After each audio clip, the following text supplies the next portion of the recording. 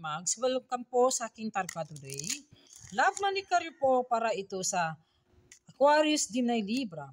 Ito'y pawanggabay lamang po ito na sa taas ng ating pagtiwala sa ating Panginoon. Be minded po, hindi lahat 100% na makaresonate sa inyo guys.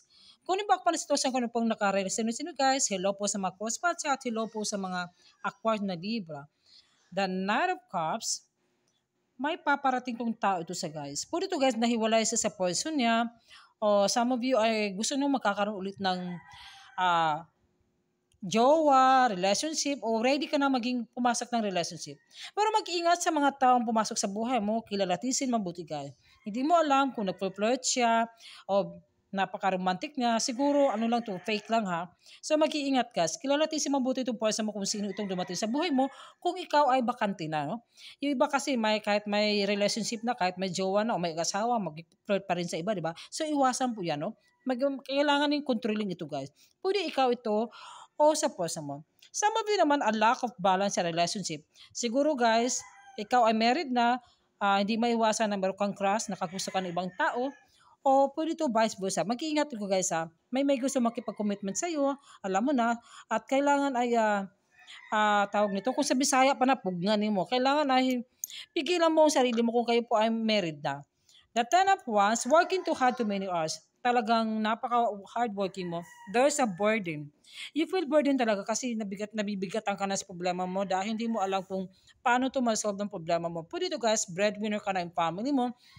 Apo dito guys, meron kayong problema sa kalusugan na hindi mo lang pinapakita, pinag-alam sa iba. So guys, ang advice ko po, ipag-alam mo po ito sa person mo, o ipakonsulta ito sa doktor at nurturing sa alagaan mong kalusugan mo guys.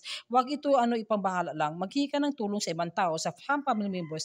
Kailangan din ay unahin natin kalusugan guys. Minsan naapektuhan kayo sa financial itong month of May. Some of you naman may pera, may madaling mawawala, madaling makapasok. Madaling makapasok pero madaling mawawala. At ito naman, the Queen of Wands, there's a brilliant, talented, independent. Minsan may kinokontrol mo emotional mo. Ayaw mo kasi may emotional. There is nothing you can do. Believe in yourself. Never underestimate your ability to make your dreams come true. Yung mga pangarap mo, oportunidad ng career mo, maganda po kapusukan ito. Pwede ito guys na may panibagong trabaho. Sa negosyo, naging balance na yung career mo, yung personal life mo, lahat po. Pero minsan naman ay hindi kayo pagkaunawaan itong person mo. Siguro itong person mo may sakit o ikaw ba? Ito naman, the chariot, may pagka-travel. Moving forward po sa mga past life na nangyari ito. Move on sa mga tao nga mamaritis na, sinisiraan ka, hayaan mo na. Those that travel, successful daw. Rewards that come from hard work. Successfully balancing many priorities at once. Determination and willpower. Public recognition.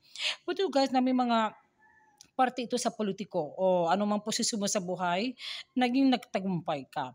Maraming nagtiwala sa iyo. Mag-iingat sa mga Spanish people, mga toxic, lalo na mga nagsiselos kayo.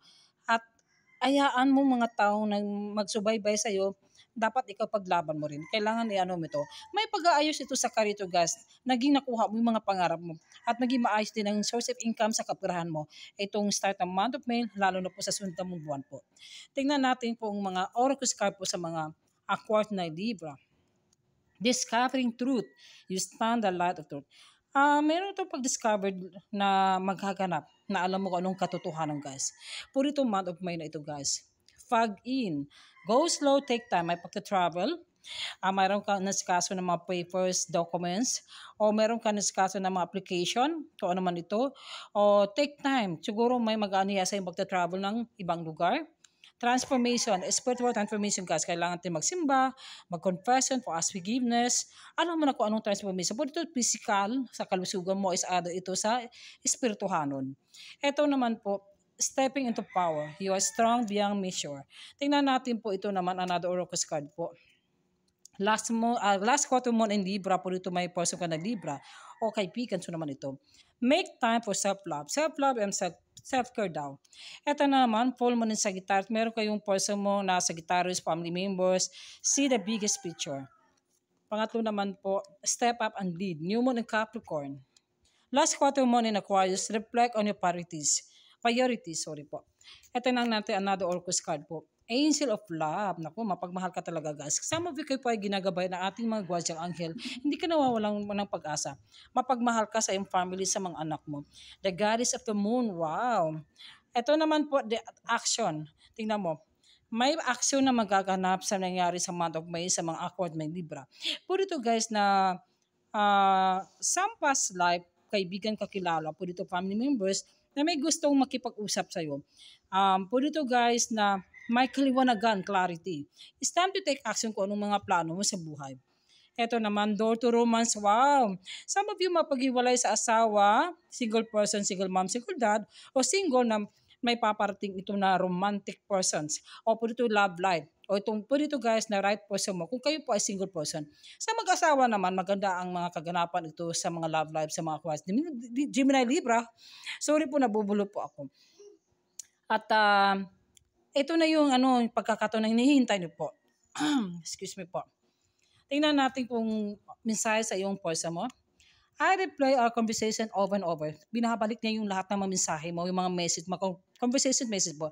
Laging pa naulit niya talaga. Talagang naaalis siya sa iyo. Hindi ka na makalimutan. So many things remind me of you. May lagi ka talagang niyang napaalala sa kanya yung mga music niyo, mga conversation message niyo, kung anong pinag-usapan niyo, iniisip na yun. Tingnan natin po another oracle card ng mga Aquarius Libra. Spirit guide. Kailangan mo ka ng spiritual guide. May tulad ng mga Bible, tulad ng mga wisdom, kailangan maging ka ng advice. O nangailangan ka ng self-mentor, self-discoveries. O clarity, protection, protect yourself. Tingnan mo itong kalusugan mo sa family mo. O may maghihingi ng problema ng mga anak mo, family members na kailangan yung presensya mo. Protection for your health, so yung lalo na sa mga reputasyon sa mga family members sa iyo. At may hawak ito ng mundo guys. Po dito guys na may pagtatravel na magaganap. Po dito guys na nakuha mo na yung lahat ng bagay na alam mo na proteksyon mo yung sarili mo na hindi siya pagkakatiwala itong tao na ito. Ito naman po tungkol sa love life sa mga Aquarius na Libra. Romantic feelings. May darating talagang tao sa'yo. Pwede ito, person mo ito, pwede ito nangyari na o mangyayari pala o darating pala. Unequivocal love, there is not enough attraction or chemistry to keep this relationship going. Pwede ito guys, passive person mo, hindi kayo nagkaunawaan. Nagkaroon to ng bagay-bagay na hindi kayo nagkaunawaan sa love, sa kapiran, kung ano man ito guys. Kaya naghiwalay kayo ng person mo. At guys, lahat, huwag makalimot pagdasal sa ating Panginoon. Thank you and God bless.